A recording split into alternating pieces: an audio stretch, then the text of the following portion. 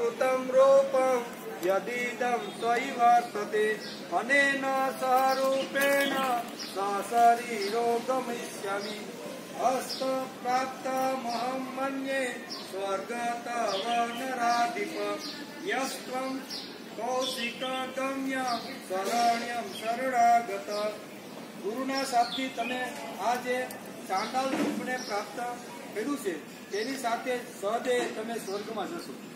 બરાબર. ગુરુનો અપરાધ કર્યો હતો કોઈને ત્રિશંકુએ કેવી રીતે વશિષ્ઠને છોડી, કારણ કે ઈક્ષ્વાકુ વંશનો રાજા હતો અને ઈક્ષ્વાકુ વંશના જે ગોર અથવા એના જે છે એ તો વશિષ્ઠ જ હતા. એટલે વશિષ્ઠનો ત્યાગ કરી અને વિશ્વામિત્રને નવા ગુરુ ધારણ કરે છે. તેથી કહે છે કે ગુરુના સાપથી તમે આ જે ચાંડાલ રૂપને પ્રાપ્ત થયા છો એની સાથે સદે તમે સ્વર્ગમાં જશો. આ તમને જે રૂપ છે ચાંડાલનું રૂપ થઈ ગયું ને એ વખતે એને શ્રાપ મળ્યો હતો કે કોને આપ્યો તો અહીં જે બે વખતે આમાં તો ઘણી બધી લાંબી વાતો આવે છે, પણ કહેવાનો અર્થ કે શ્રાપિત હતા કોણ? ત્રિશંકુ. એટલે કે ગુરુના શાપથી તમે આ જે ચાંડાલ રૂપને પ્રાપ્ત થયા છો એની સાથે સહજે હું તમને સ્વર્ગમાં મોકલી આપ્યો. હે નરેશ્વર, તમે શરણાગત વત્સલ વિશ્વામિત્રના શરણે આવી ગયા છો, તેથી હું એવું સમજુ છું કે સ્વર્ગ તમારા હાથમાં જ છે. હું આટલું નવું સર્જન કરવાની જે તાકાત હતી ને એ વિશ્વામિત્રમાં આવી હતી. એ કે હવે તમે મારી પાસે આવી ગયા છો અને સ્વર્ગમાં જવાનું તમારું તો નક્કી જ થઈ ગયું છે. તમારે કોઈ પ્રકારની ચિંતા કરવાનું કારણ નથી. આમ અહીંયા વિશ્વામિત્ર અહીંયા રાજા ત્રિશંકુને એમની આજ્ઞાથી બધા શિષ્યો ચારે દિશાઓમાં વિશ્વામિત્રને કીધું આ જેમ ધૃતરાષ્ટ્ર સંજયનો લઈને કોને મોકલાતા? સંજયને મોકલાતો ને કે તમારે આટલી વાત તમારે પાંડવો જ્યાં ચાવણીમાં પીડ્યા છે એને તમારે મારો સંદેશો આપી અને આટલી વાત કહેવાની. પણ જ્યાં તમને જે કાંઈ સંભળાણું હોય, જે કાંઈ તમને કીધું હોય એ તમારે પાછું મને આવીને જેમ ધૃતરાષ્ટ્રે જેમ મહાભારતની અંદર આ જે પ્રકરણ હતું એવું જ અહીંયા વિશ્વામિત્રનું છે.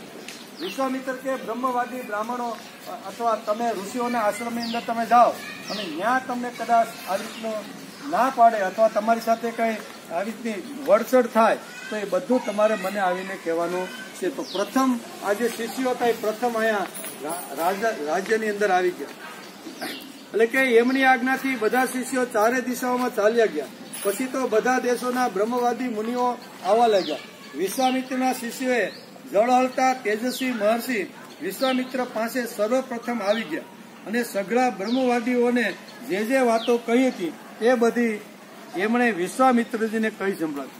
બ્રહ્મવાદી, બરાબર ને? બ્રહ્મવાદી એટલે બ્રહ્મ એટલે ભગવાન, બ્રહ્મ એટલે વેદ અને બ્રહ્મ એટલે વિચાર.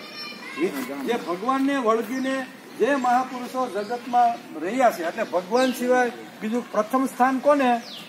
ભગવાનને. મારો વ્યવહારિક કામ તો કરવાનું છે પણ જેને ભગવાનને પ્રથમ સ્થાન આપ્યું છે એને બ્રહ્મવાદી કહેવામાં. બ્રહ્મવાદી એટલે બ્રહ્મના પ્રત્યે આત્યંતિક જેનું આકર્ષણ છે, બરાબર ને?